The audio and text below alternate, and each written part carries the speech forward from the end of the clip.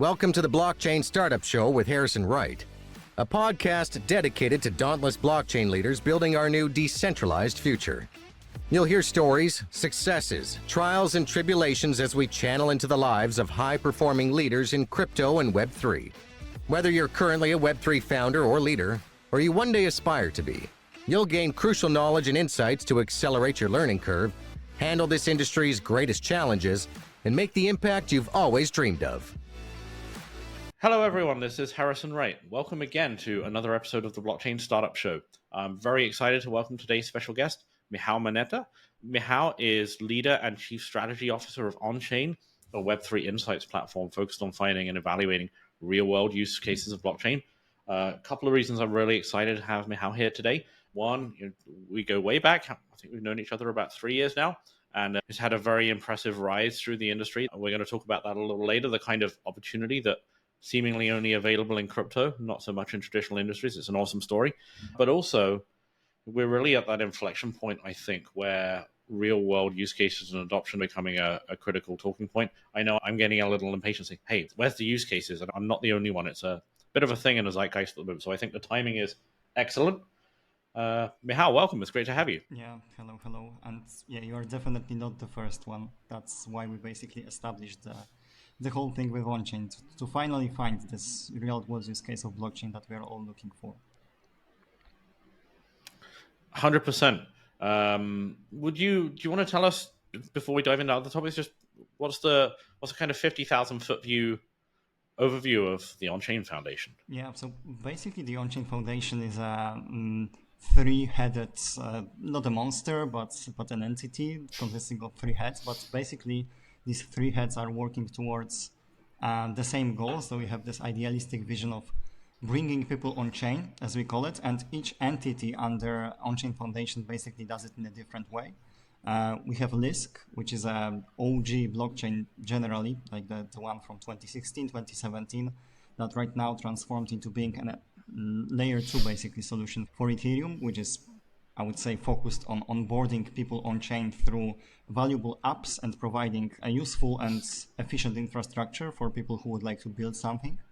We have Pass App, which is the second entity. It's something that is currently in the beta stage, and it will be a portal basically for people, not this time for developers, but for users to get into Web3 in general in an easy and seamless way, because we know how tricky it is also on a UX level. So Pass is basically focused on addressing this very big issue when it comes to the adoption. And there is us, so Onchain under Onchain Foundation. That's how we designed it. And basically, we are a research arm of the entire foundation, and we are transforming into being decentralized. So we will be this kind of web insights marketplace, but right now we are more of a web research. We don't like the word institute, so let's call it a platform or something like this. And we are fully focused on, in this case, not developing apps or providing infrastructure, but providing a kind of an inspiration for entrepreneurs and founders in a way that they can understand where blockchain really fits. So we don't have 100 DeFi app built somewhere because of the fact that we need more apps and that's it. We are trying to look for use cases of blockchain that also bring this real world benefit, and we know how tricky it is, but definitely there was a need on the market to find to establish this kind of entity that focuses specifically on that. So we try to onboard people on chain, actually to inspire entrepreneurs, inspire founders to build this kind of solutions that can eventually bring people on chain. So yeah, and I'm the leader of this third head of the whole thing. I never heard anyone use the phrase "I'm the leader of the third head" before, but I like it. I'm here for it. Yeah, that's how it is when you have a live recording. yeah, indeed. So, am I right in saying the main focus here is not on supporting existing crypto founders, but in supporting people to come and build businesses which have a crypto element but serve more of a traditional audience? Exactly. Or people who would like to build something in Web3 specifically, but they don't know what exactly, and they don't want to follow the same path as 100 founders before them, but would like to build something a little bit more meaningful, something that goes beyond crypto, that goes beyond speculation or the casino stuff that we are witnessing right now. So we are here to support them in a way of finding this kind of use case. But I thought we really needed a 77th EVM layer too. Yeah, and you are not the only one, I would say. But unfortunately, it's not us who should decide definitely about this kind of stuff. But users outside of this Web3 bubble, apparently they don't need it at all, and that's the struggle here. Yeah, 100%. I was being a little bit sarcastic. I hope it came across. So it's a British thing. Sometimes it gets lost with international translation. But it was very noticeable. Yeah. Hey, there's tons of stuff I want to dive into here, but I'd love to, if we just go back in time a little bit. How did you end up here? I mean, it's only a couple of years ago you were working as a content marketer, right? And suddenly you're running the foundation. It's pretty awesome. Yeah, basically it's based on what you said about the fact that these things can happen only in the Web3 world, more or less, because it's been 3 years since I joined the whole space. And as you mentioned, basically I was a content manager, head of content, however you may call it, in a purely, I would say, non-Web3 company. We did some kind of marketing-related education, which was cool, but I tried to look for something different and basically getting into Web3 because I was already in 2021 fascinated by the whole thing was one of the options that I had, but it was the most unlikely one. I mean, I wasn't convinced that it's possible to get into Web3, but apparently the market that was back then, like in 2021, the fact that it was either the end of the bull market or the start of the next phase with all the other things actually helped because there was a lot of money flowing around and projects were incentivized more or less or more willing to onboard new people to the space in the form of their employees. And apparently my skill set with this content marketing background, some SEO expertise, it fit well. I'm in Lisk at the time, and that's why I got into the whole thing as a marketing manager. But then moving on, I switched to being a content lead, so going back to my roots also in Web3. But later it turned out that the main thing that I would like to do in Web3 and the main thing that I can be good at when it comes to Web3 is research. And during the time I was at Lisk, at Lightcurve, because that was the company behind Lisk, we decided to do something different. I mean, in terms of pivoting the company, pivoting the foundation that was behind us, and creating a research institute or a think tank, as we used to call it back then, was one of the things. And I decided, that's the opportunity for me. So I need to convince people that research can be sold, that it also can be valuable for us, but it also can be valuable for the entire space. And we started with a small team. It turned out that the work was so nice. I mean, from our side, it was possible to become one of these heads under the foundation. And later we decided basically to transform it into a separate company, separate entity. So that's how I ended up here as this chief strategy officer / leader of Onchain. But super proud of myself in this case, because as I mentioned, it's possible in Web3 and it's not only me doing that, but super proud of the fact that a lot of people followed. I mean, from Lightcurve and Lisk, a lot of people joined me in this journey, and basically right now we are either we are the leadership team of the whole entity, or basically we are still working together on the things that fascinate us. And super proud that it's still working well. However, obviously, let's see where it goes in a few years. It's a volatile space. It's been a journey for these last 3 years, basically, so I can't even imagine what comes next in the next 3 years. But in general, it was fun, it was enjoyable, and some bad moments as well. But generally, the trend was always upwards. But it's possible only in Web3. I can't imagine myself going through the corporate ladder in any company from being a manager to a C-level person. Probably not possible outside of Web3. You know, I think some people, I'm not saying this is super common, but I have definitely seen it be the case sometimes where people, they don't appreciate just how enormous the scope of the opportunity is here. I've been recruiting, I feel really old saying this, but I've been recruiting over 15 years now. I got started in 2007 or 2009, depending on how you define it. I say that because I got my very first recruiting job in 2007 and got fired 3 months later. And then I was a telemarketer for 2 years before I got into recruitment again and then stuck with it. But, you know, that's another story for another day. The industry that I was in back then was industrial automation. Probably most people listening don't really know anything about what industrial automation is. It still exists today. Today, people tend to refer to it as Industry 4.0 or robotics.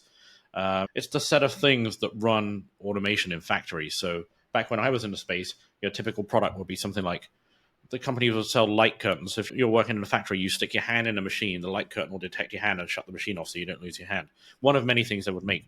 Now it's going more and more towards automation. So I haven't kept up with the space so much lately, but IoT, it came out of that. And then I think you're rapidly getting to a space of like fully automated production and things like that.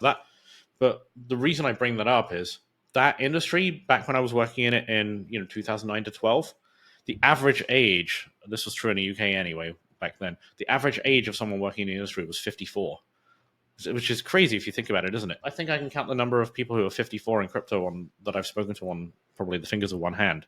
That they exist, but they are few. The scope of the opportunity was nothing even the same. I mean, the industry wouldn't change from one year to the next. You had the same four big companies that dominated. There was no such thing as startup. There was no VC ecosystem there, nothing. There were some mid-sized companies. Usually they were playing second fiddle with the big companies. It was such a capital-intensive industry to get into. And I specifically used to recruit technical salespeople. So back when, can you believe there used to be a job function for field salespeople that would literally get in their car and visit multiple customers a day, and they'd schedule their week on the road. That was a job. That's not even a job anymore in most industries, I think. And that all changed in just a few years with the internet and Zoom and everything else. But yeah, you would start in sales. You would have what they would call an inside sales position, and you'd basically just booking appointments or doing customer service. And the idea was you progress to a field sales position. That was the only way to progress in sales. It was a traveling job, but the structure of any typical company, you might have, in a UK entity, which was kind of the sales office of the sort of the main HQ, which is usually in Germany, because that industry is centered around Germany. You might have 4 to 12 outside salespeople, and again a number of inside salespeople. Then you'd have one sales manager, sales director, and so on. So if you wanted to progress your career, once you had that outside sales position, the only progression from there was to become the sales manager or go further up the chain. There's one of those jobs for every dozen salespeople. People would do essentially the same job at various companies for 20 years before they might get the opportunity to move up. And even if you got the most senior sales director position in the UK industrial automation industry, wouldn't pay what a entry to mid-level Rust developer earns in crypto. It's a totally different world. I think we should be very thankful for the opportunity that we have here. Yeah, and it also depends, because probably for some people, the model that you presented is preferable. I mean, staying in one, I would say, area of expertise, staying in one company for quite some years, obviously moving through this corporate ladder or company ladder is possible, but not, I would say, promised. Let's call it this way. And for some people, it's fine. Here in crypto, in Web3 world, it's not only about growing fast, it's also about changing this area of expertise whenever there is a need. Because in my case, I joined as a marketeer. Right now, it's not like I have a lot to do with marketing, to be honest. I still have this kind of mindset, which is super helpful, but it's not like I'm doing marketing stuff on a daily basis. And it's been only 3 years. So for some people, it may be super incentivizing. Like for me, I like this kind of volatility. At the same time, if I had right now to go elsewhere, like from Web3 to something a little bit more traditional, because here it's not only about new industry, but it's also about this money that is basically super volatile and it's underneath the whole thing. If I had to move from here to another industry, yeah, I would say that I would need a moment actually to get used to this kind of stable environment and the fact that it's not always changing on a weekly basis. I'm not talking that crypto is super unique in this way, and probably there are some volatile industries, but if I had to pick the most volatile one, yeah, it's definitely Web3. So it will be tricky to get outside of this space. Hopefully it won't happen very shortly, obviously, but if there is this kind of I would say need to do so, I will definitely need a moment like this, special transition period to get used to some kind of, I would say, completely different ways of working. Yeah, I can totally see that. I don't want to dive too deep into the philosophy side of things because we could easily do that for the entire time, which is not the purpose of the show, but just indulge me a little bit. If you think about the conditions of the world of work and business, they're adaptive to what you might think of as the meta conditions of the age. So people just kind of take it for granted. Oh, it used to be you go to university and you learn a qualification which qualifies you to do a certain job, and then you go and get that job, and now it works this way. Oftentimes people don't think, well, what is the first principles reason why these things are occurring? If you think about something I talk about a lot is the industrial to information age transition, which I've probably mentioned this on multiple podcast episodes now. If you haven't read The Sovereign Individual, go and read it. Fascinating book. But the industrial age is characterized by how they define an age, really a product of mainly two things. One is the application of physical force in defining the society, and how is the wealth created. So in the industrial age, wealth is created through physical production processes primarily, And the situation that creates is you need large headcounts, large workforces. You throw bodies at things. That then creates, say, a physical company that has many thousands of employees and plants and physical production processes in a particular jurisdiction. So how that then affects the use of force is it enables, say, the government to, hey, we're going to tax you 90%, as they did in some places a few decades ago. There's nothing you can do about it, because if you want to make money, if you want to have a successful business, you have to be here. You can either be in the USA or Western Europe, or you can go and be poor. That is your choice. That's the only choice that's available to you. So people put up with it. And you see that also in, that creates, going more sort of meta philosophical here. It creates like mass democracies, mass armies, huge nations. Actually, for most of history, it was more normal for people to live in city states and small regional groupings, and organizations are smaller. Like back in the 19th century, most people were self-employed.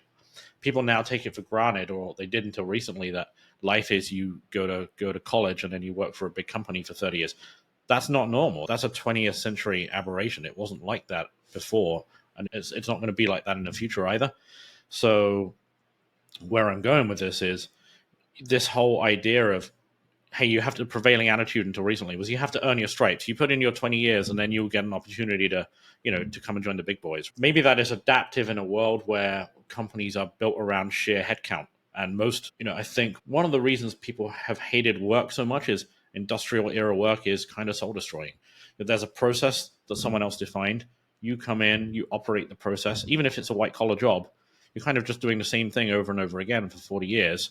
There's the alienation aspect of it that people talk about that I think has some validity to it. And then eventually, hey, maybe you get to be the manager, right? But today, things change so quickly. The conditions are completely different. If you learned to do your profession in 1960, the chances are it wouldn't change much by the year 2000. You could do exactly the same thing for 40 years and you'd be successful.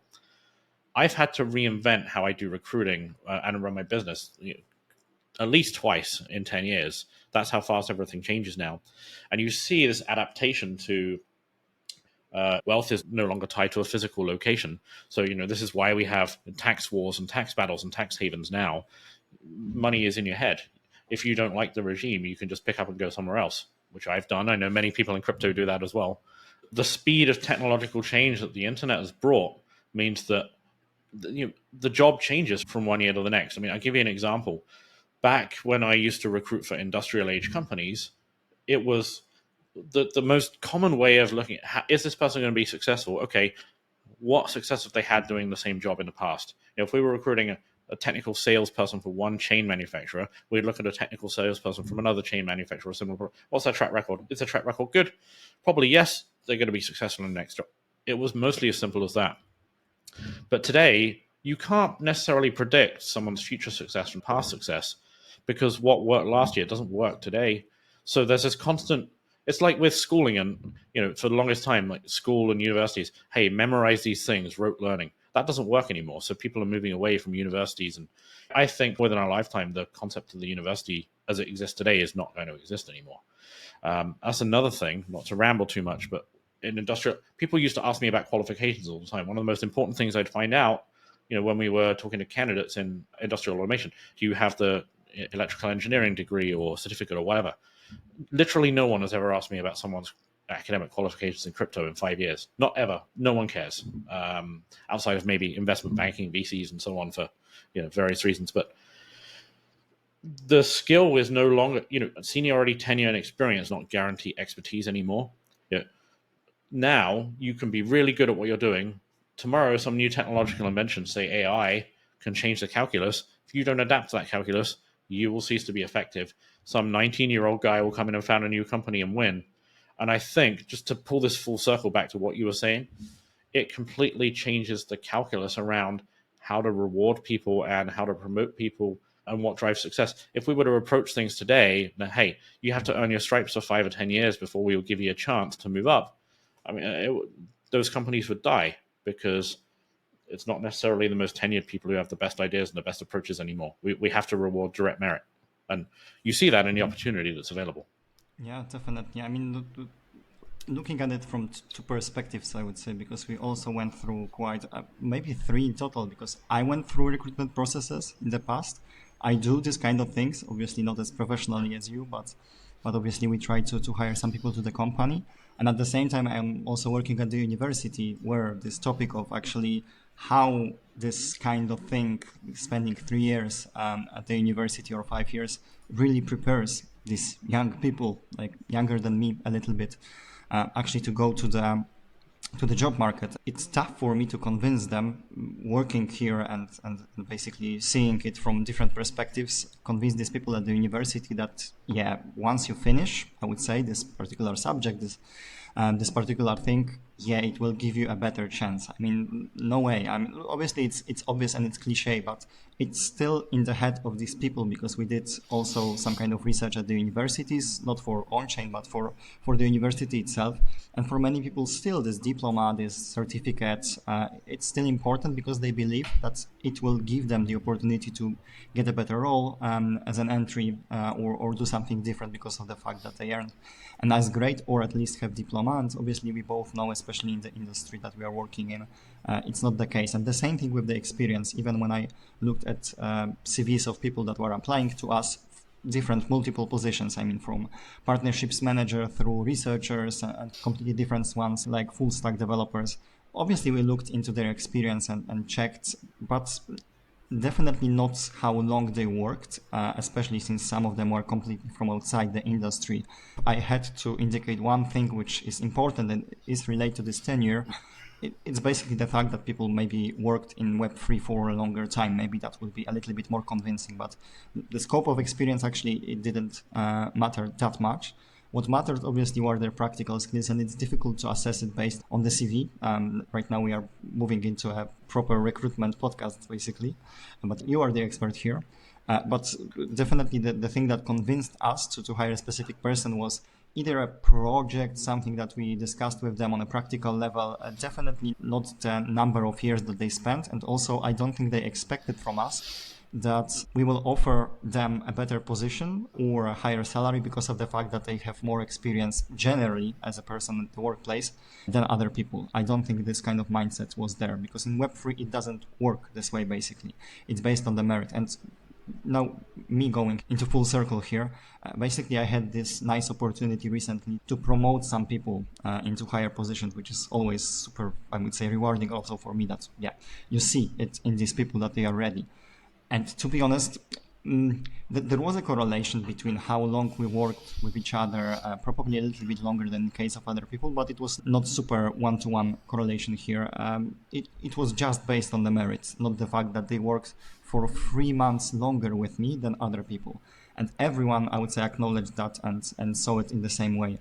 So definitely I was not even thinking about their experience in Web3 specifically even. One person basically got into Web3 along with me, and one person got into Web3 1 year after I got into that. So it was completely out of the picture when it comes to the number of years. But the number of the things that they provided to the company, again, cliche, but not cliche for the world outside of Web3. The number of these things actually did the job and make these kind of decisions as no-brainers. But I don't think that this mindset is as ubiquitous as in Web3 in other industries. I don't think it works this way. I think that's very true. Do you see the trends of how people work in crypto are about 5 years ahead of other industries, and they do follow, like with remote working? Lots of industries work from home now. Crypto always worked from home. And you have the collaboration tools and things like that. It's an interesting trend. Yeah, definitely. And obviously, when it comes to the opportunities provided by that, maybe that's what made crypto as powerful, especially in the beginning when it comes to it being super promising for other people, because I have a lot of friends who would love to get into Web3. Unfortunately, the availability of the positions is there yet, or not anymore, because of the state of the market. But generally, there are a lot of people who would love to go into this space, not specifically as developers, but I have a friend who is a finance expert, and he would like to get into Web3 somewhere there, I mean, in this kind of field. Unfortunately, there is not enough room for him, but he would love to get there. Also because of the fact that it's so easy in Web3 to work remotely, and it's so natural for the companies there to work remotely. And for any person from Poland, I mean, it's a huge opportunity, because obviously we have a job market here and it's nice to work there. but you can't compare it with obviously Switzerland or US in terms of the earnings and the benefits that go with it. So it's a huge opportunity, especially when it comes to the market like ours, but also looking at India. It's obvious, and generally Asian markets.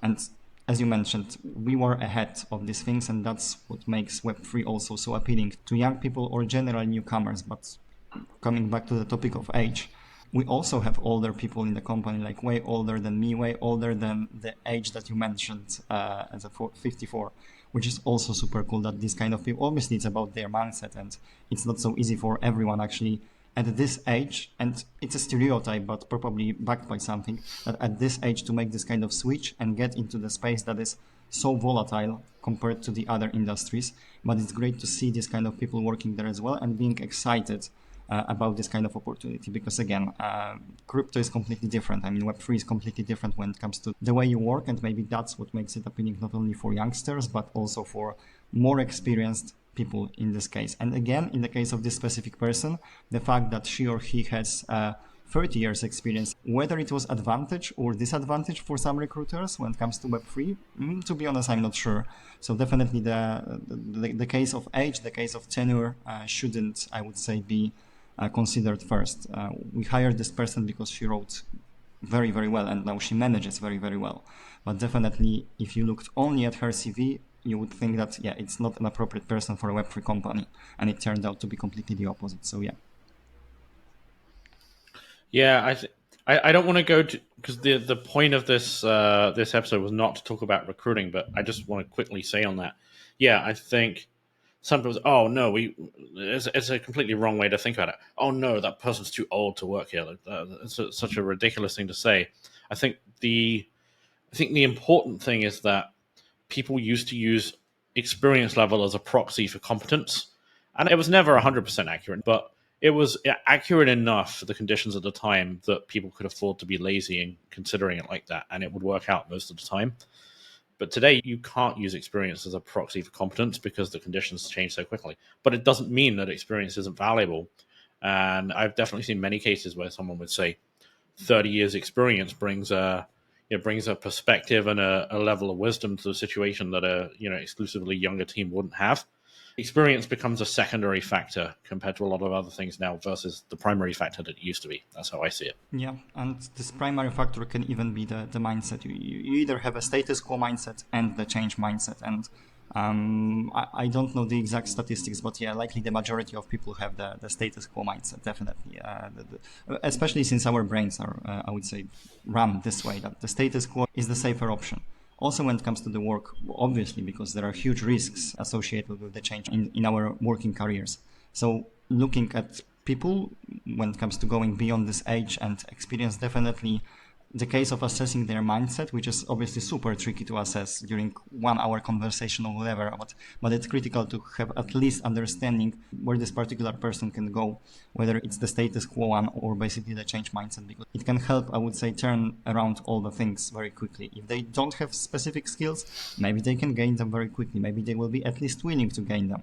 But if they don't have this kind of change mindset, no matter how big experience you have, nothing to do here, I would say, especially in this industry.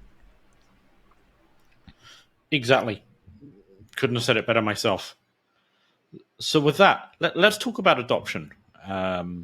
Very, very broad, open question to start here, but where are we now when it comes to real world adoption, and what do you see as lacking? Oh yeah, where to start? It's good that we still have some time because broad topic. I mean, we can start with the general primitives of Web3 or blockchain as a technology, and we can clearly see that they are not appealing to the masses. So starting, for example, with the transparency of blockchain and the fact that whatever you put there is basically immutable, the heart and soul of the whole technology. It may be appealing to us looking at supply chain integrations of blockchain because that's where it has a value. But for people outside of Web3, not familiar with the blockchain technology, the fact that everything is transparent and specifically the fact that it's immutable, it's not something that encourages them to go into this space. It's quite the opposite. I mean, it's very tricky for people to understand that they can revert the current state because they are used to something completely different. Even if you are making a bank transfer, you can either stop it or revert it if needed. I mean, depending on the bank, depending on the condition, depending on the type of transfer, but usually it's not immutable. On blockchain, everything is immutable. And even ourselves here at Onchain, because right now we are launching a NFT collection and also some collectibles from the platform, we had to mint them basically before actually doing something. They were created out of the articles and reports that we've had. And it came to our mind basically that we are talking about this kind of stuff and we are writing about it and we are using it even on a daily basis. But right now we had to check all the articles or the reports 100% before minting them, because we understood that, yeah, right now it will be immutable. And we are a Web3 based company in general, Web3 research. It should be obvious for us and it should be supernatural. However, in our heads, it still served as a small hurdle, like, wait, maybe there will be a chance to revert it. No, it won't be. So basically, even ourselves, we had to test it using our skills, our mindset, whether we are so aligned with the crypto primitives and whether we can go this way. Obviously, we've done this, not a problem. But again, for us here working in the space, it was not so natural. So what about people from outside? And even looking at the positive primitives of blockchain, like decentralization or the ownership factor, the research shows that basically it's not something that is super appealing to people. I mean, people sometimes subconsciously understand that decentralization is better than super centralized entities, that local government usually makes better decisions than the central government, and so on and so forth. But it's not the value that they will fight for. I mean, it's not the most important thing for them. The same thing with the ownership. I mean, what blockchain brings and the whole technology built on this technology, like NFTs, for example, it brings this digital ownership over something. But again, for people, this kind of ownership, of course, they value it, and it's a cultural thing as well. We'll get into that into detail. But generally, it's not something that, again, they see as a super important value that would convince them to use Web3-based solutions compared to the Web2 ones. Because right now, they will own the post that they published on Twitter, whereas in Web2, they don't own it. It doesn't matter that much. I mean, they are used to the current state when it comes to Web2 applications specifically. So that's the problem, that the main primitives of Web3 actually are not as appealing and as relevant to people to bring the adoption only based on them. So that's the first factor. The second factor is obviously the whole uncertainty around the whole space. And right now I'm not looking even at a specific user, but as a person that would like to build something, because it's also a podcast for founders, but generally we are also targeting founders and entrepreneurs for Onchain. And basically the problem is that for many people that are not used to this web climate, web atmosphere, it can be too volatile and too uncertain to build something. Because if we have this 4-year cycles in general, where we have this 1 year or a few quarters when everything is good, and the rest of the time when we are either sliding down or there is a concern of where are we heading actually, for a person that would like to build something, not use or invest, because you can always cash out, but build something that will still be there after these 2 or 3 years, yeah, it's super tricky. And I can understand people who are not so inclined to go into this industry because of the fact that they will have struggles after 2 or 3 years when they finally actually build the solution that they wanted. Maybe the market won't be there. Maybe the point of the cycle will be very bad. So this kind of uncertainty, not even related to the regulatory thing, because it's important as well, but this market uncertainty, which is natural for many industries, but specific for crypto very, very much. Yeah, I think it also stops this adoption on a founder or entrepreneurial level, I would say. But the main factor, I would say, that there is a lack of adoption, however tautological it may sound, because the problem, especially from the founder's perspective or from the entrepreneur perspective, is that they don't see this kind of real-world use cases or valuable use cases of blockchain. They see the technology, they know that there are multiple crypto apps built on that, and they may even understand it.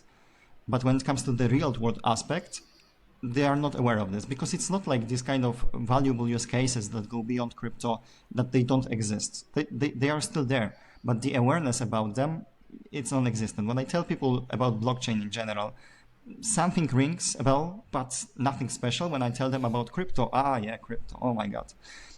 Obviously, it's not a positive altitude to the whole thing, But generally, people don't understand that blockchain and Web3 can mean something different than crypto, and that it can basically help people not to become richer because of the fact that they invested into something what pumped, but that maybe they have some real world struggles that they would like to address with crypto. And even if we look at the countries, where do you think the crypto adoption is the highest? If you could pick a few countries, what would it be? Argentina, Venezuela, Brazil. Yeah. Places with unstable currencies. Exactly, and very high inflation. And the reason why crypto is there is obviously, for example, we have stable coins, which by their name, they are stable and they are super accessible for this kind of people. So there is, even if it's crypto, because obviously, yeah, stablecoin is also a cryptocurrency and it's this kind of use case. Still, there is a real world problem addressed. For example, savings and this kind of stuff, like having their assets stored somewhere in a way that it's not affected by their domestic government or the inflation itself. So there is that world use case. But to go beyond that, to go beyond something more valuable, especially when it comes to emerging markets, there is no awareness about even RWA space, like the things like Goldfinch does, or some kind of agriculture startups that are super much benefiting because they implemented blockchain due to the oracles, due to the loans run through Goldfinch, as I mentioned. But there is no awareness. So if an entrepreneur or a usual user, they don't see this kind of use cases, and at the same time they are distracted from Web3 because of the bad image around crypto, that's what hinders the adoption the most. So that's the main struggle, that these real world use cases are not visible enough. Yeah. So here's a follow-on question for you. What do you think is going to be the better way of addressing this adoption gap? Is it convincing entrepreneurs from wider space to build Web3 products, or is it convincing existing people in crypto to build things that have a more real-world potential? Or is it a bit of both? Yeah, the easiest answer would be a bit of both, obviously, and we could end there. But definitely, if we had to go into one direction, it's tricky to onboard people into the space in general, no matter if it's a user or an entrepreneur, because of the reasons that I mentioned. So definitely a more efficient approach would be to convince existing, I would say, people to maybe not build something more meaningful, because sometimes these apps, even if you look at DeFi, it can be super powerful also from people outside of Web3. It's just used by people outside of Web3 because that's the only use case of many Web3 apps or DeFi apps specifically that people are aware of. But if we showed actually to people from outside of Web3, they can either use RWAs in this case and maybe have a safer collateral and safe credit. Maybe they can have some kind of minor investment opportunities. Maybe showing to the people existing Deepin apps. Deepin is a super interesting niche on this side, that they can benefit from driving their car or even providing a wireless network or a computing power from their existing smartphone or a MacBook and earn money from that. That would be great. And actually these apps already exist, so it's not about convincing people to build more. It's about bringing the awareness of these kind of use cases, so that Deepin apps are not being used only by web people who would like to earn some tokens and later sell them or basically benefit from the fact that there is a hype around Deepin. It's about showing to the people outside of this space that this kind of apps exist and they can benefit from them very, very much, because I believe that Deepin specifically, DeFi is one thing, but Deepin specifically is a great real-world opportunity because it's based on sharing economy, because it's based on the things that we usually do. It's based on the things that we already own and can benefit from them. But definitely people outside of Web3 are not fully aware that these kind of things exist. And even if I tell my girlfriend about this whole crypto stuff and about this blockchain, she's bored, she's not interested. She would like to change the topic into the TV show that we watched together. But when I told her about Deepin, she said, oh, that's how we should start, basically. That's what you should mention to me in the first place. So it's something that is unique for blockchain. I'm talking about Deepin as a niche and the products that come out of it. And at the same time, it can bring this kind of outside of crypto adoption into the whole world because of the fact that it can and should be used by people outside of Web3. But again, it's about switching the focus from other crypto investors to actually invest in existing Deepin tokens, switching this focus to people who can actually earn these tokens by contributing to a specific infrastructure that stands behind the DP project, whether it's driving a car, as I mentioned, or providing Wi-Fi network, or providing computer storage. But again, it's a matter of changing the focus also when it comes to the existing founders. So they don't target crypto users only, but they go beyond that. I wonder if it's a bit like, think of cloud, for example. There was a point in time where cloud was this new industry. Oh, we're building cloud, cloud this, cloud that. How many software as a service subscriptions do you have now? I forget that. It's not that long ago, but when I worked at a recruitment company in around 2010 or so, we had a physical server in the office. Whoever left the office at the end of the day would take the tape out for the backup, take it home, put the new tape in. So, if the office burnt down, we always had a tape backup of the CRM and everything else. We had physical cabinets in the office full of resumes and job. Everything was on paper and filed, right? So the cloud is actually quite new. But now you just take it for granted that you load up your browser and all your apps work in a browser. Nobody says, hey, this is part of the cloud industry. Oh, well, which cloud company are you working with? It's just a part of the background, part of the scenery. It happens to use cloud technology as part of what it does. No one calls software as a service a cloud company, even if that's what it is. Maybe that's the future for crypto as well. It's just part of the scenery. That's how it should work. Definitely, it's not there yet. When it comes to the cloud, the good thing about the cloud is that it can work in the background no matter what. You have to log in, you have to install something, and that's it. With blockchain-based apps, unfortunately, you have to interact with them. And the UX of these apps is usually very, very poor. So that's the problem. But generally, we should go into the direction where this blockchain thing is way in the background. It's there, it provides you with specific benefits. Like, for example, you earn tokens based on that, but you don't have to actually understand that it's a blockchain where these tokens are stored or decentralized network that is facilitating this whole thing. There is a great thing that Sweatcoin did, and it's like a blueprint. Like, they started as a non-web company, let's call them a Web2 company. They onboarded 120 million users into their app. They became one of the most popular fitness apps in the world. And then they decided that maybe it's time to implement something Web3 oriented, and they offered a solution. If you want, you can start your web journey inside the app that you are already using and you understand, where your tokens, basically, where your points that you earn, basically will be transformed into the sweat tokens that you can use later to purchase some kind of stuff in the app that you can speculate on, that you can sell, and so on and so forth. But there was no mention of blockchain. There was no mention of the fact that you are forced to do that. Basically, a portion of users, and as far as I remember, it was the majority of users, had the decision on their plates that they can either go with the app that they are using and they like already, or basically they are doing something different. Whereas obviously when it comes to purely Web3 apps, it's the other way around. We start with the web solution and basically we try to onboard people from outside Web3 into this app. And obviously for these people, it's completely, it's very difficult to understand. You have to sign the message, why you have this kind of wallet. What is it about? What is this string of text with numbers that I need to click to sign something? What am I signing? What is it? Will it drain my usual wallet? Yeah, it's this kind of things, and we can't avoid it in Web3. However, if we integrate it seamlessly into something that already exists and doesn't work in a Web3-ish way, that's when the UX is there, and basically we can then start adopting people. But basically, Sweatcoin is a unique example. I would put Telegram here as well. But to be honest, when it comes to blockchain application or integration into Telegram, obviously there are a lot of people using it, but it's not like they are using it to, some of them are using it for money transfers, but usually it's transformed into this whole industry of these tap to earn apps, like the hamster things that again, you can speculate on and earn money based on the number of times when you tapped your screen. I don't think that's the blockchain use case that we wanted to witness in general, and I don't think that's something that Telegram had in mind when they decided to integrate Ton into their ecosystem. But if we had to indicate one nice example, definitely Sweatcoin can be presented as a blueprint here, like onboarding people from Web 2 into Web 3 in a seamless way. I think it's a really great point. And I think maybe a good counter example is games.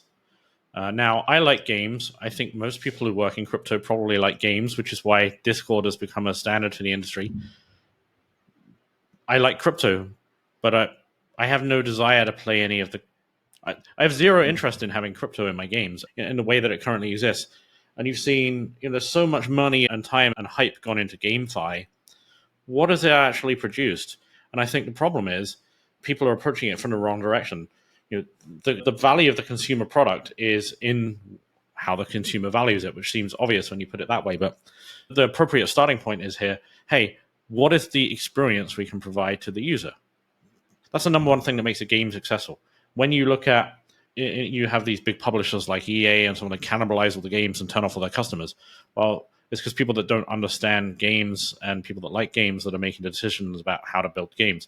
Ironically, the companies that actually put the user first tend to succeed, even if it might not seem like the most business savvy decision. Like, you're in Poland, CD Projekt Red has been a great example of that.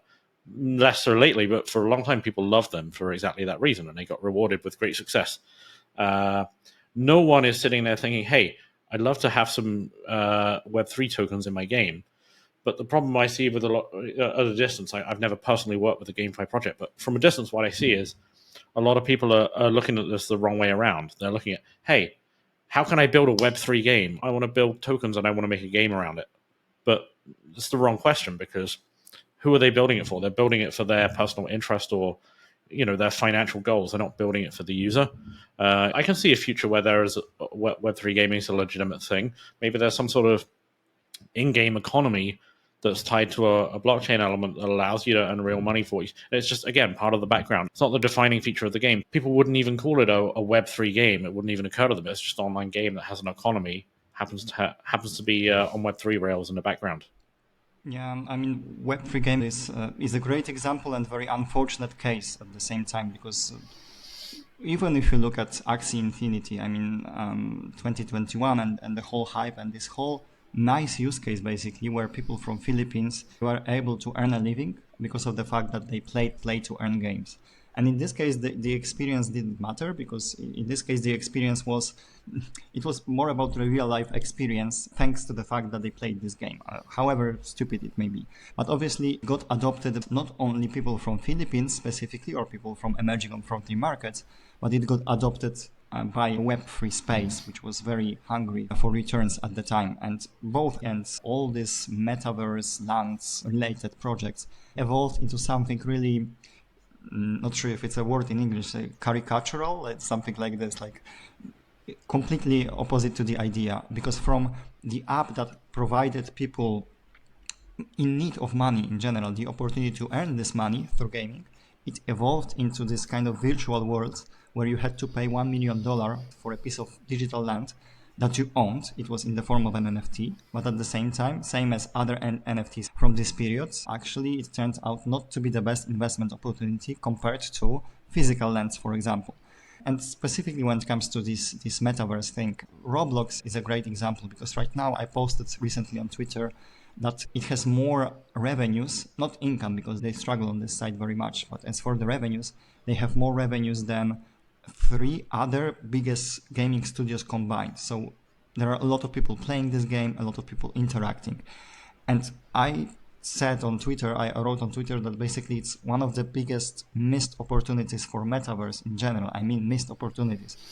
It's something that should actually give an additional thought to people working on Web3 games, that Roblox still up to this date decided not to go Web3 in any way, like either this in-game economy, ownership over something or whatever, because they don't see a need, even though it's perfectly poised to be a Web3 based app with this whole virtual world that basically resembles this mythical metaverse that everyone was hyped about in 2022. But they decided not to go. Obviously, they found their thesis that maybe there will be something, maybe some NFTs, but people don't need it. I mean, and coming back to the first thing I mentioned when we started to discuss adoption and this ownership thing, because many times people working for GameFi, they try to convince that Web3 is very much needed, not only because this in-game economy, which makes sense, like this payment rails based on blockchain, it makes sense fully, but they also convince that the reason why we should go Web3 with gaming is the fact that people will be able to own these assets. But again, who cares? I mean, you have this kind of marketplaces on Steam, and obviously there is also this counter argument that Steam can steal these assets, shut down, and go away with it. But it didn't happen, and likely it won't happen, and it's not the case. I mean, maybe in the case of very small games that would like to shut down. It's completely improbable in this case. So again, this main benefit, this main advantage of Web3 games over non-Web3 games, actually it's not relevant for people who would like to play this game. So I'm still looking into Web3 gaming in general and GameFi as something that can bring this adoption, because that was very easy. It seemed like something very easy, like a big portal. All the players, and we have a lot of gamers all around the world, that they will get into Web3 because of maybe NFTs, because of the earning opportunities, because of something different. And yeah, that's how we will gain the adoption.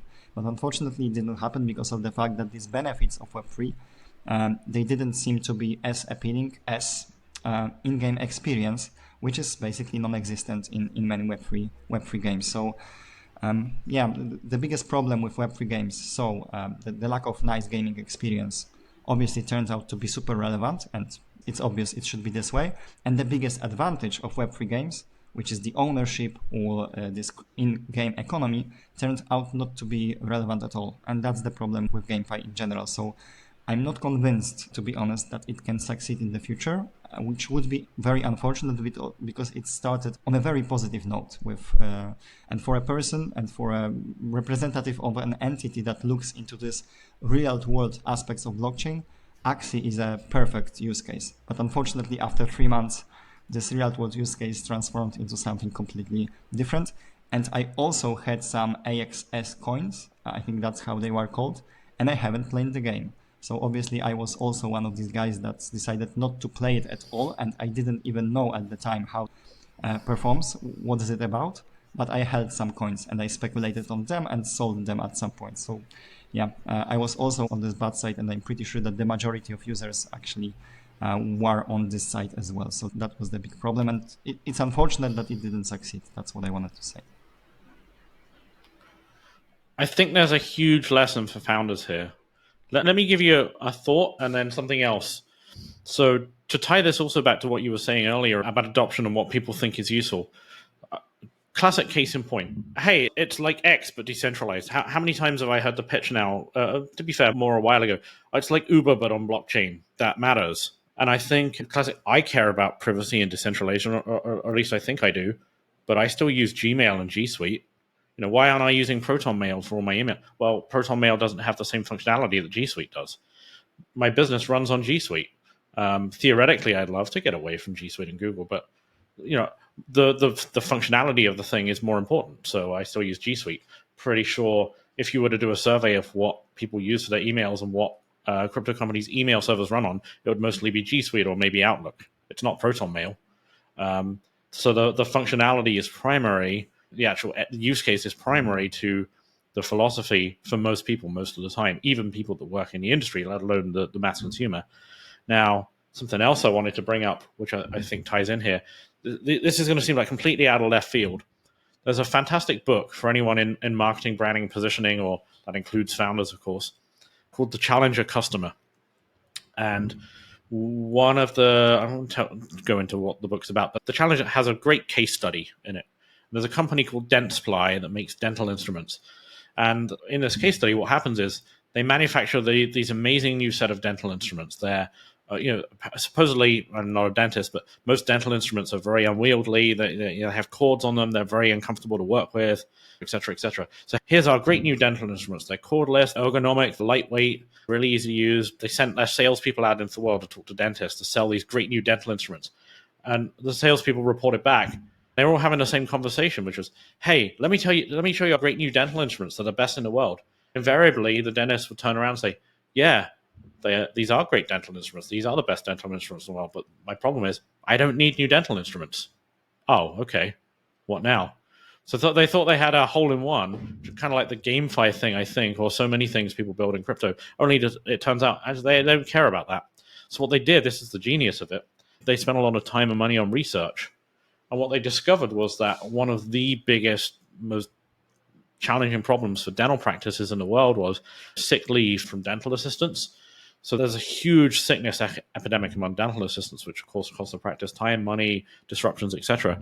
And what they eventually realized was that this was actually linked to the problems of bad dental instruments, because they would get RSI, carpal tunnel, fatigue, all these things. It seems like a minor thing, but you hold this thing for 8 to 10 hours a day, and work with it. It's like masseuses often get cubital tunnel syndrome where they get nerve damage and things like that because mind it's all the time. So similar thing.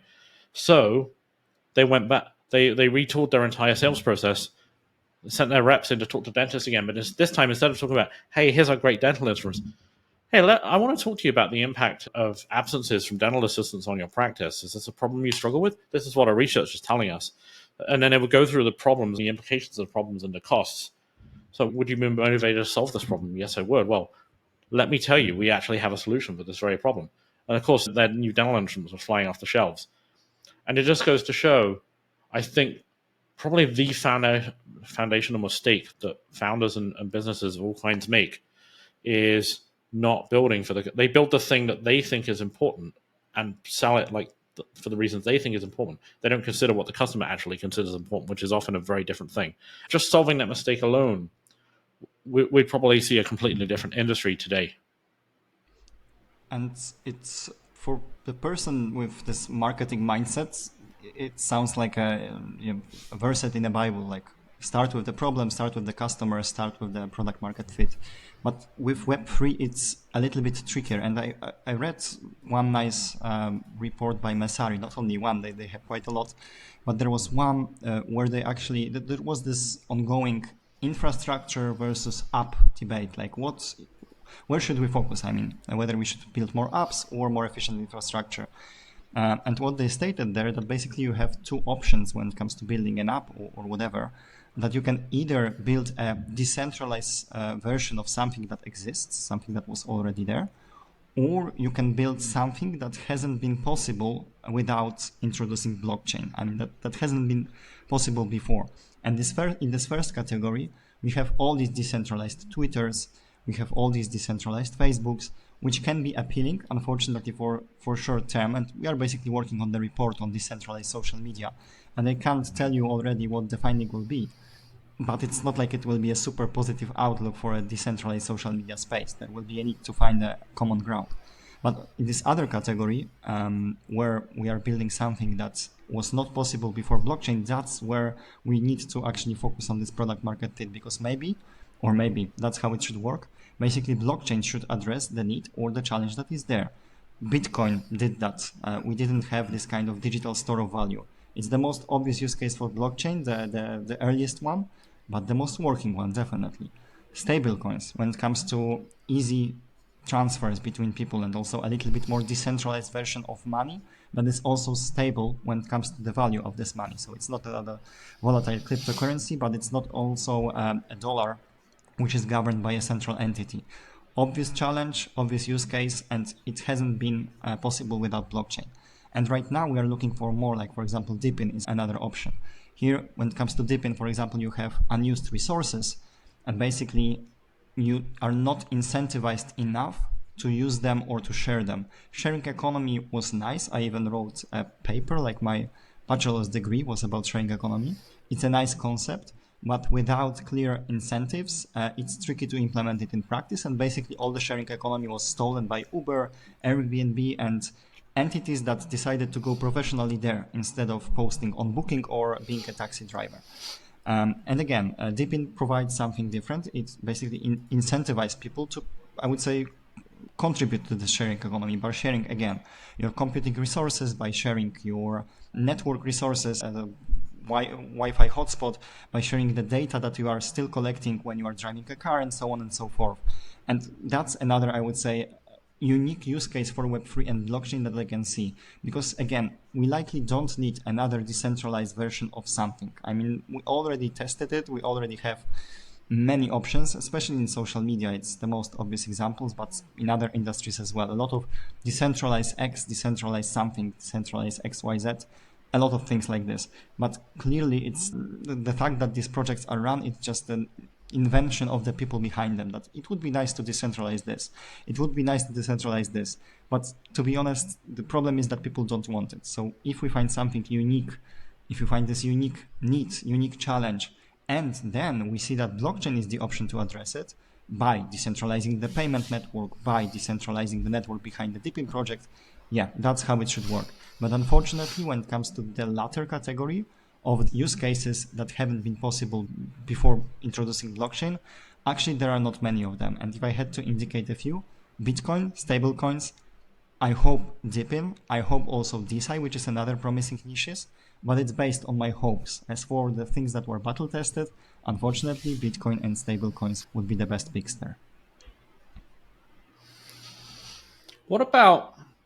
See, I've got a question for you here. If you had to pick one thing, the fundamental value proposition of Web3 is censorship and control-proof infrastructure. Now, when you're building a consumer app, people might say they care about that. Their actions prove otherwise. But I don't think that necessarily means that we shouldn't be working towards building that censorship-proof infrastructure, even if the value proposition to the consumer is something else, right? It's not the fact that it's censorship or control-proof that gets it adopted. So I'm going to say Firecaster, for example. I think that, I don't know if you have a different perspective. For me, the challenge with decentralized social media is it's incredibly difficult to overcome the network effect. It's why everyone hates LinkedIn, except LinkedIn influencers, but they're a special kind of person. But everyone hates LinkedIn, but there is zero alternative to LinkedIn, because how do you supplant a network that over 1 billion people already use? It doesn't matter if it's better. It's just not, there has to be some, I think of Peter Thiel's 0 to 1. The way LinkedIn is going to be supplanted is not by a LinkedIn competitor. It's going to be something that makes LinkedIn obsolete. Same with Facebook. It's not that Facebook did not get sort of made almost irrelevant by a Facebook clone. The other social media platforms are materially different from it. So I think that's how that happens. But surely it would be a good thing if whatever the next generation of social media is that makes LinkedIn, etc., obsolete would be decentralized, because it would solve so many problems that we have, while it could also be addressed at consumers through another avenue. With Firecaster and Lens protocol as well, because these are two similar things, there is a big challenge for creators that it's being addressed by these apps, because basically they are building a kind of an ecosystem of other apps that you can use. On Firecaster, you will find Warpcast, you will find other apps that resemble Twitter, you will find apps that resemble TikTok a bit, a lot of them, like full ecosystems. And what is a struggle when it comes to centralized social media? If you would like to move your network from LinkedIn to Twitter because you would like to start doing something there, it's impossible. You can post something on LinkedIn that, feel free to join me on X. No reason why, but basically, you are posting it there and basically encourage people. It's not like you can move them easily because there is no social graph that connects, I would say, both of these apps. In the case of Firecaster, in the case of Lens protocol, social graph as a technology is something that underlines both of them. The problem with decentralized social media is that for creators, actually it's super appealing, and it's the obvious challenge that is being solved, that you don't have to build your audience from scratch on LinkedIn, on Twitter, and on Facebook separately, even using the same content. You don't have to do that. You can do it at once using the same group that you have on one app, because it's based on the social graph, and you can easily connect all these apps all together. So it's being solved, definitely, and blockchain is the answer here. However, for users, and that's the problem, actually it doesn't make a lot of difference. For a person that uses these apps, not create content, but consume it. Unfortunately, they don't have enough incentives to go there.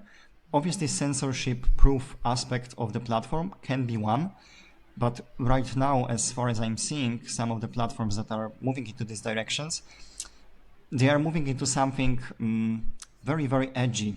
Maybe the reason for it is that they need this kind of place to actually be edgy somewhere, because they can't be edgy on Facebook.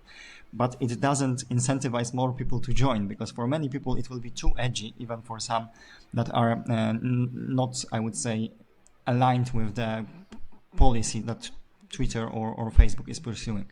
But what I was trying to say is that basically the things that are addressed by Web3 and blockchain that are super important for creators when it comes to decentralized social media, they are again irrelevant for users, and users won't have any incentivization to go to Warpcast or any app built on Lens protocol instead of using Twitter or LinkedIn or Facebook at the same time, because the benefit, if the only benefit is the fact that the creator has a simpler life and the fact that they are censorship resistant, probably it's not enough. And the switching costs of moving from Facebook to decentralized platform, they are huge because you won't find your mom or your friends on these platforms, and basically they are all based on the network effects.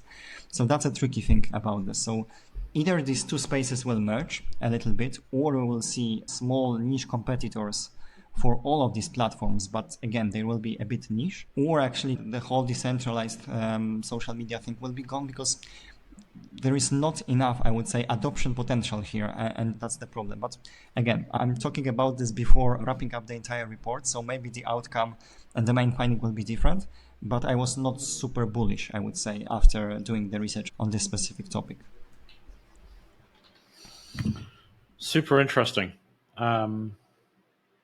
I can see a future where, at some point there's going to be a new generation of social media platforms, whatever that looks like. However ubiquitous it might be now, Twitter is not going to be around for the next 100 years. That's just not how tech works these days. But maybe the next generation of social media platforms, it will be decentralized. That won't be the talking point. That won't be the value proposition of it. It'll just be like, today you build on AWS or Google Cloud. Tomorrow they'll build on blockchains. It's just how it is. And then it'll become part of the landscape, part of the feature set by default. I could see that happening. It should be this way, especially when it comes to the cloud, because basically blockchain-based solutions for the cloud are way cheaper, and that's unfortunately it's one of the main and the primary definitely advantage of this kind of solutions over centralized counterparts. But yeah, definitely it should be going this way. But if we need to talk about this, we would go back to Deepin, and pretty sure we covered this topic already. But as for decentralized social media, the way it can operate is that maybe there is no this or that. It's not like they can function alongside. They can, but I don't think that this future is actually something that these decentralized social media platforms would like to see. But what Web3 community can do, and where the future may be, is this kind of Web3 integrations into existing platforms. And maybe Facebook is too centralized, but Twitter probably is a little bit more open when it comes to this kind of innovation. So even if you look at the model that FriendTech had, and right now a few other apps in this decentralized social media space have, where you can invest into an influencer, invest into a thought leader, someone that you follow, and basically either speculate on that or just support this person through this investment. Maybe that's something that can be introduced on this kind of platforms as well. I don't see a reason why Twitter shouldn't integrate this kind of things, especially since they are always communicating that they would like to be a little bit more web, that it's not Twitter paying these small revenues for creators, which is also cool that they share the ad revenue with creators. But maybe it should also be open to users so they can invest into their creators the same way as they do when it comes to Patronite. But on Patronite, obviously, there is no speculative aspect of it. And here we would be able to introduce it, which for many people is super appealing, because when I did the research on meme coins, for example, it was astonishing for me how many people have so big problems with casino hazard in general, and how many people are playing this kind of games outside of Web3. I'm talking about sports betting, which is probably less rational than crypto itself. How many people have struggles with that? So there is clear incentive and reason why this kind of speculative aspects could be introduced into this kind of platforms. I'm not sure if it would be for the benefit of humanity, but definitely there is a market for that. But these kind of solutions could be integrated into existing platforms already, not making them decentralized fully, but making them a little bit more interesting from this Web3 perspective, which we see as something usually very valuable to any, I would say, app that is existing at the moment. I think you completely nailed it there. There's one little thing I want to pick up on that you touched on earlier that I think is really important as well. You kind of mentioned it a little bit in passing, but you mentioned about switching costs. And I actually think that's a really important point, because one of the biggest go-to-market, or it's more broad than go-to-market, it's an entire foundational thing about a business. People miss this completely. Sometimes I'll get sales outreach from recruitment CRM companies, and occasionally I'll speak, oh yeah, well, our CRM's better because of X, Y, and Z reason. Okay, I agree, but I'm not going to switch my CRM for that. There's a huge logistical. If I switch, it's cheaper. I don't care that it's cheaper. I've been using my CRM for 5 years. We have our whole SOPs and business processes built around our CRM.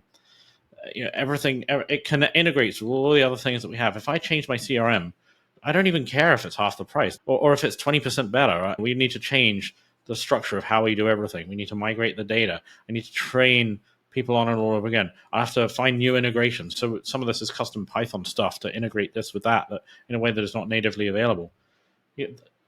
For me to switch my CRM, it would have to be probably 100 to 200% better for that to be worth it.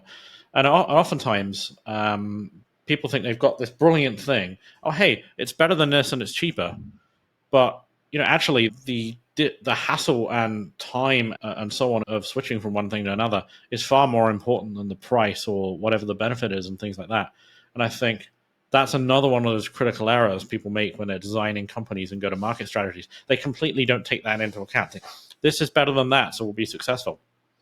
So it's not as simple as that. It really isn't.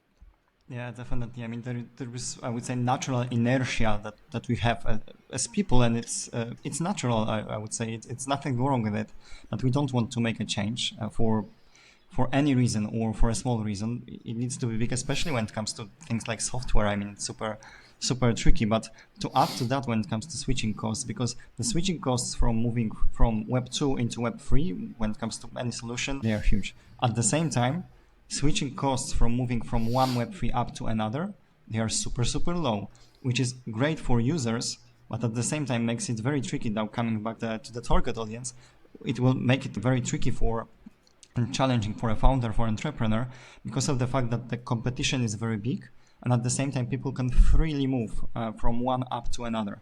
Because there is, of course, you can use Uniswap, for example, but you can simply switch to SushiSwap. Actually, it's a good example where the vampire attack happened, and that's why they are so similar. But in general, when it comes to the DEXs, especially right now when we have so many layer 2s, for example, and the costs of using them are very similar, actually, you can go here, you can go here. Sometimes it's about a habit. Maybe I use this app a little bit more frequently because I'm used to it more, that's fine. But generally, you're switching costs from when it comes to moving from one Web3 app to another, they are usually super low. At the same time, switching costs, as I mentioned, from moving from Web 2 to Web 3, no matter what the niche, because if we look at, you mentioned cloud and software, obviously business can decide that they will right now use Akash instead of AWS or Azure, because Akash is 80% cheaper. At the same time, nothing against Akash, but it's probably a little bit trickier to implement it into an existing solution than using AWS, continuing to use AWS or Azure as we did for the last 10 years, for example. So switching costs of moving from one solution to another can be way higher, even if not in the monetary value, than the change of the costs because of the cheaper option that Akash offers. So that's the main thing. And the same thing when it comes to non-software stuff, like we discussed decentralized social media and huge switching costs from moving from Facebook into Warpcast, because it will be more fun. Maybe I will earn some money based on the content, but at the same time, no one will be there. So again, coming back even to the Sweatcoins example, actually they make the switching costs non-existent. They introduced they did very tough thing, which is introduce a Web2 app that people use. It's not so easy as well. At the same time, they had the working app.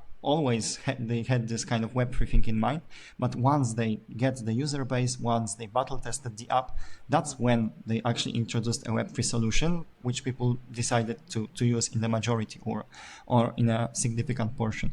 And in this case, the switching costs were very minor because you had to make only one small decision. You still stick to the app that you used before. Basically, nothing big changed besides the fact that you had an opportunity to, again, either speculate on the value of the token instead of the points, or purchase some kind of in-app ads, products from ads and this kind of stuff that was implemented and purchasable through the tokens that you earned. And in this case, obviously, the switching costs were very low because it was a seamless transition.